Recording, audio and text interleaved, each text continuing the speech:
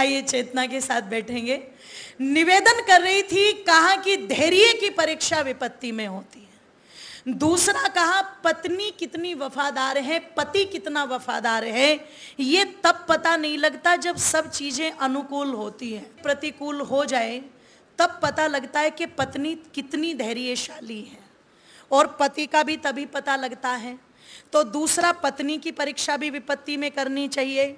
और तीसरा होता है मित्र की परीक्षा भी विपत्ति में ही होती है। तो मैं बात को जल्दी जल्दी कह रही हूं। पत्नी कहती है गरीब ब्राह्मण की, आपने अपने धैर्य की परीक्षा कर ली, आपने मेरी परीक्षा कर ली, अब तीसरा कौन बचा? मित्र। एक बार अपने मित्र की भी परीक्षा कर लो। ब्राह्मण कौन है?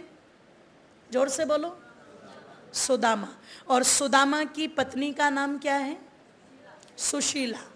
तो जब कहते हैं विदुषी सुशीला ने ये कहा कि मित्र की भी परीक्षा कर लो, तो सुदामा कहते हैं तुम किस मित्र की बात कर रही हो? तो पत्नी कहती है 2 4 50 थोड़ी ना है,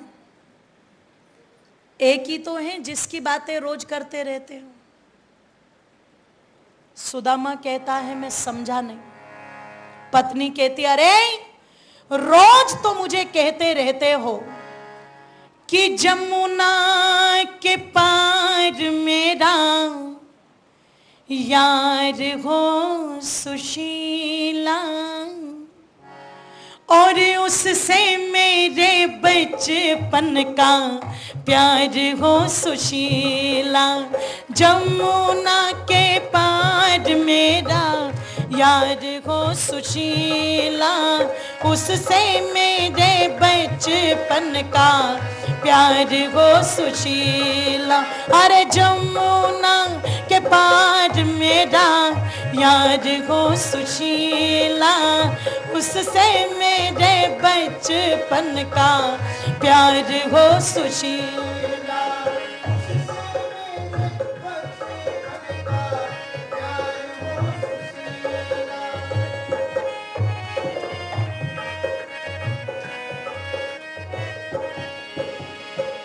हम दोनों साथ साथ वन जाया करते, यज्ञ करने की खातिर फिर समिधा लाया करते। हम दोनों साथ साथ वन जाया करते, यज्ञ करने की खातिर फिर समिधा लाया करते। गुरुकुल में पढ़ते सदाचार हो सुशीला, उससे मेरे बचपन का प्यार हो सुशीला। जमुना के पार मेरा यार हो सुशीला, उससे मेरे बचपन का प्यार हो सुशीला, उससे मेरे बचपन का प्यार हो सुशीला, उससे मेरे बचपन का प्यार हो सुशीला। पत्नी ने कहा पतिदेव आपने ही तो मुझे कई बार बताया है आपके बचपन का मित्र कन्हैया आपका बड़ा हितैषी था। उज्जैनी नगरी के अंदर महर्षि सांदीपनी के आश्रम में आप पढ़ते समय इतना सद्भाव रखते थे, तो वो मित्र आज भी तो है, क्यों ना उस मित्र के पास जाओ। सुदामा कहते हैं क्या तुम ये चाहती हो कि मैं वहां भिखारी बन करके जाऊं? और जो तुम कह रही हो वो बचपन की बात थी, आज वो कन्हैया कन्हैया नहीं रहा है, सुना है द्वारिकाधीश हो गया है। पत्नी कहती है इसीलिए तो बोल रही हूं, इसीलिए तो बोल रही हूं, इतना बड़ा हो गया है तो कुछ ना कुछ आपके लिए भी तो करेगा। सुदामा कहता है अच्छा मैं भिखारी बन के वहां जाऊं और मांगू? पत्नी ने कहा एक बार जाओ तो सही, हो सकता है मांगने की आवश्यकता ही। और कहते हैं पत्नी के कहने से सुदामा जी चल पड़े। आ जाइए, एक बार व्यवस्था। और अब भैया ये पानी आप एक बार रख दो, है ना, आप बार बार आ रहे हो, मैं देख रही हूँ, हर एक मिनट में डिस्टरबेंस हो रहा है बहुत ज्यादा। इसको बीच में रख दो, जिसको चाहिए वो ले लेंगे प्लीज। यहीं से तो तप का पता लगेगा कि कितना तप है। निवेदन कर रही थी आप लोगों के मध्य में, पत्नी के कहने से सुदामा जी तैयार हुए और चल पड़े। और उस समय सुदामा जी की पत्नी ने क्या दिया था चलते समय? क्यों दिए थे?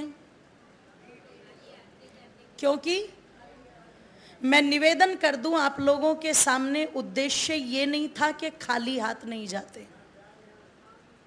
हाथ तो खाली है तभी तो जाना पड़ रहा है। सुशीला बड़ी विदुषी थी और पहले व्हाट्सएप तो थे नहीं, ट्विटर तो थे नहीं कि मैसेज भेज दें। पहले यही मैसेज होते थे। सुशीला का मैसेज था कि अपने रसोई की हालत को मैं कृष्ण तक भेज दूं, और अगर कृष्ण इन चावलों को देखेंगे और वो बुद्धिमान है तो समझ जाएंगे जिसकी रसोई की हालत इतनी कमजोर है उसके घर की हालत कितनी कमजोर होगी। मेरे पति स्वाभिमानी है, वो बोलेंगे।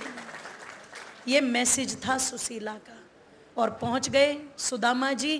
एक व्यक्ति से पूछा, भैया कृष्ण का घर कहाँ है? उसने कहा पूरा नाम बता। कृष्णदेव, कृष्ण सिंह, कृष्णपाल। इसने कहा रे कृष्णदेव कृष्ण सिंह नहीं, मैं उस कृष्ण के बारे में पूछ रहा हूं जो इस द्वारिका का राजा है। जिससे पूछा था उसने ऊपर से नीचे तक देखा और देख करके कहता है पागल तो नहीं हो गया? बोल तो ऐसे रहा है जैसे लंगोटिया यार हो। सुदामा जी कहते वही तो हूं।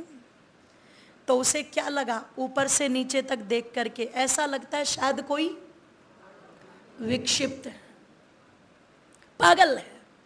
उसने कहा देख सुन, मेरे सामने बोल दिया और मत बोलना, द्वारिकाधीश कह के बोलना, पिट जाएगा नहीं तो। राजा है वो द्वारिका के, और वो घर में नहीं रहते, महल में रहते हैं। जा चला जा इधर को।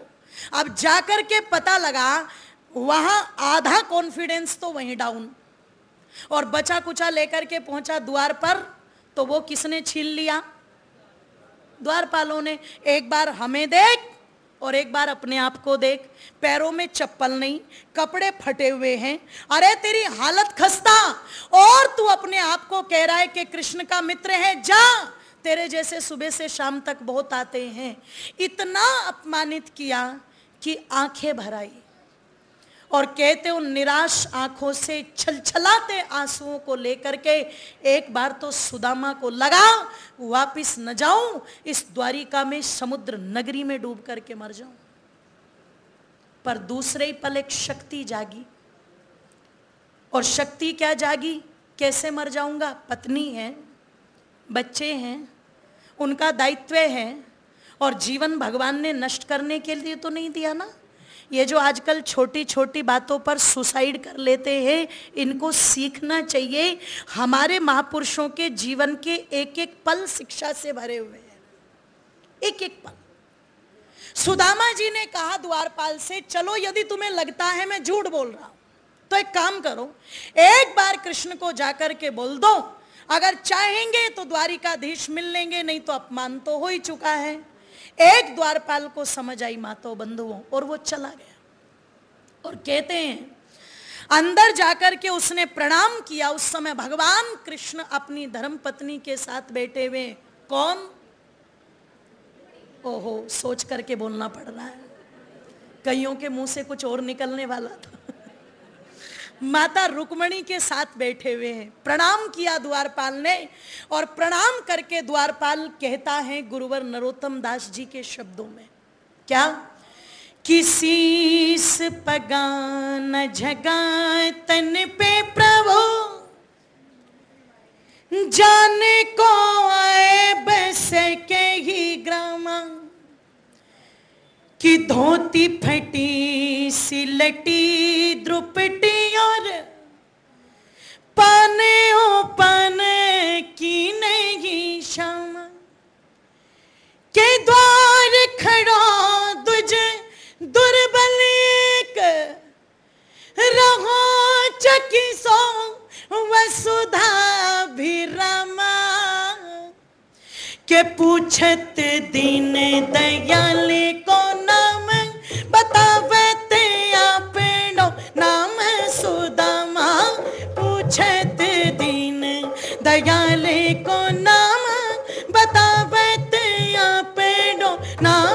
सुदामा पूछे ते दीन दयाले को नाम बतावे ते आपनो नाम सुदामा।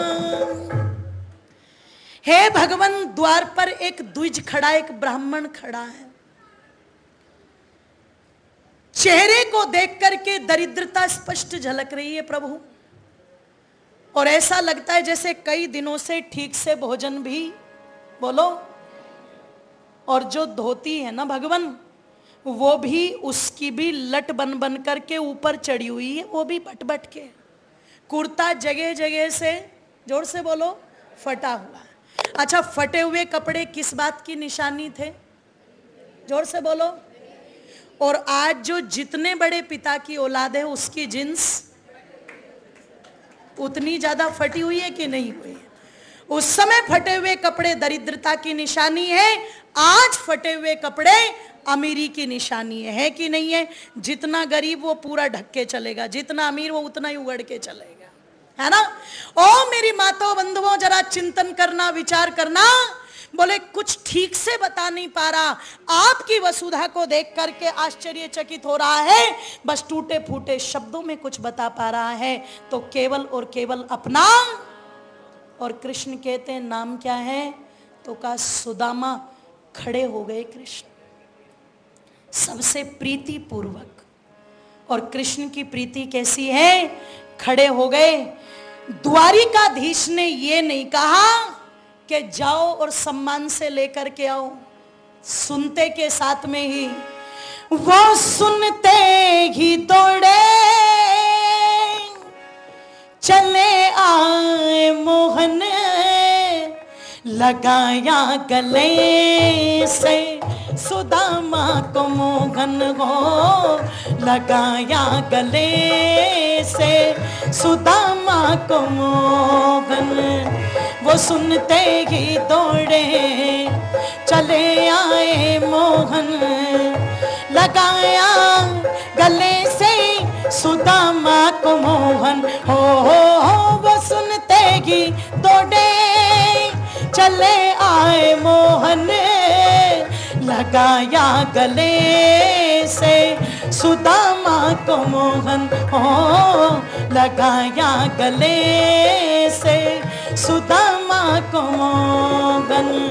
हुआ रुक्मिणी को बहुत ही अचंभा, हुआ रुक्मिणी को बहुत ही अचंभा, ये मेहमान कैसा अजीब आ गया है, ये मेहमान कैसा अजीब आ गया है। भटकते भटकते न जाने कहाँ से, भटकते भटकते न जाने कहाँ से, तुम्हारे महल के करीब आ गया है, तुम्हारे महल के करीब आ गया है।